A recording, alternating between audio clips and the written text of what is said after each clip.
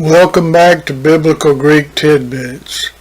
In this presentation we take a very brief look at two Greek words, makrothymia and hypomονη.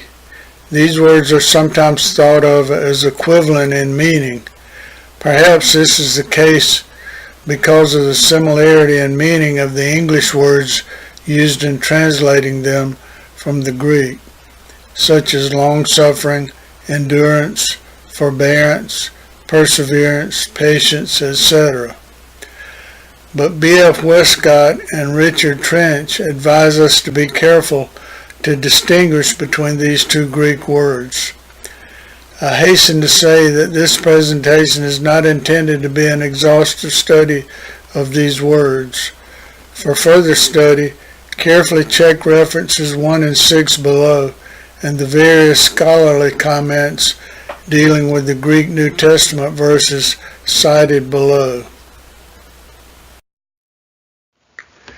In B.F. Westcott's commentary on Hebrews 6 verse 12, he cautions us as follows: it is important to distinguish makrothymia from hypomονη, with which it is often confounded by the Latin versions.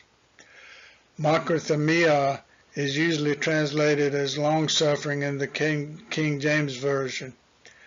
Hypomονη is usually translated as patience in the King James Version.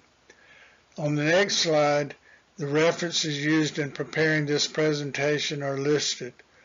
Following the references, all the noun and verbal forms of makrothymia found in the Greek New Testament are listed, followed by a listing of all the noun and verbal forms of hypomονη found in the Greek New Testament. Reference 8, Accordance Bible Software, version 12, was used to find all these occurrences. We then provide some definitional distinctions of the Greek words makrothymia and hypomονη by Westcott from reference 1, Trench from reference 2, Zodiates from reference 7, and BDAG from reference 6. Finally, some additional comments and concluding remarks are given. Here's a list of references used in preparation of this presentation. If you want to take a closer look, just pause the video. Here are all the noun forms of makrothymia found in the Greek New Testament. You may want to pause the video and take a closer look at this listing. Here's a listing of all the adverbial and verbal forms of makrothymia found in the Greek New Testament. Here's a listing of all the noun forms of hypomονη found in the Greek New Testament. Here are all the verbal forms of hypomονη found in the Greek New Testament. Westcott distinguishes the two words makrothymia and hypomονη as follows. Hypomονη suggests the pressure of distinct trials which have to be borne.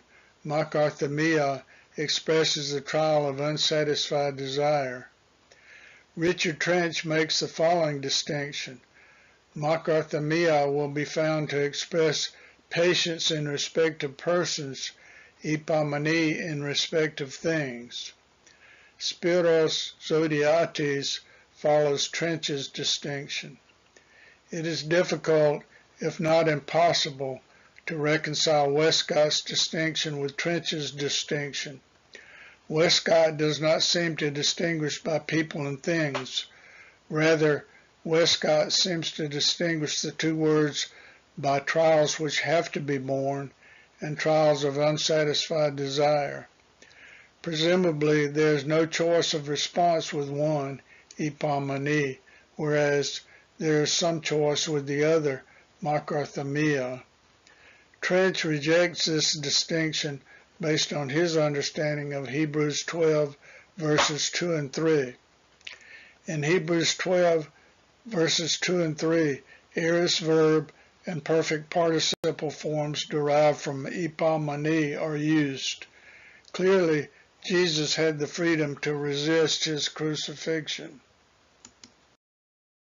The King James Version translates the noun makrothymia as long-suffering in all cases except at Hebrews 6 verse 12 and James 5 verse 10, where it translates as patience. Other translations tend to translate the noun makrothymia as patience. The King James Version translates the noun hypomονή as patience in all cases except at Romans 2:7, where it translates as patient continuance, 2 Corinthians 1:6, where it translates as enduring, and 2 Thessalonians 3:5, where it translates as patient waiting.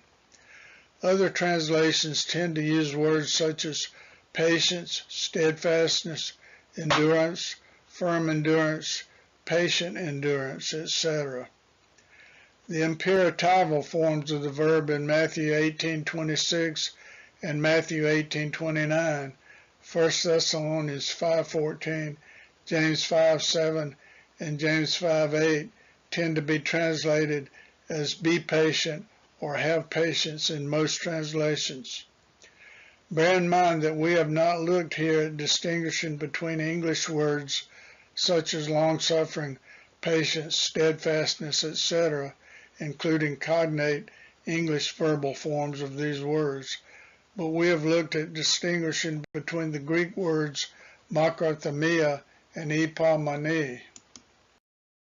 As always, the key to the meanings of the two Greek words makrothymia and hypomονή is the context in which the words are used. A good exercise would be to look at all the occurrences of the noun forms of these words and determine whether you agree with Trench's distinction or perhaps whether there is a better way to distinguish these words. I'm sure that Trench and Westcott have sound reasons for distinguishing the Greek words makrothymia and hypomονή. Trench's disagreement with Westcott's distinction seems valid to me. However, I'm not completely convinced that Trench's distinction, patience with regard to people for makrothymia and patience with regard to things for hypomονή, holds up in every case. For example, it is not clear to me from the context of Galatians 5 verse 22 that Paul is referring to patience only with regard to people. Trench also discusses the Greek word anarchi along with makrothymia and hypomονή.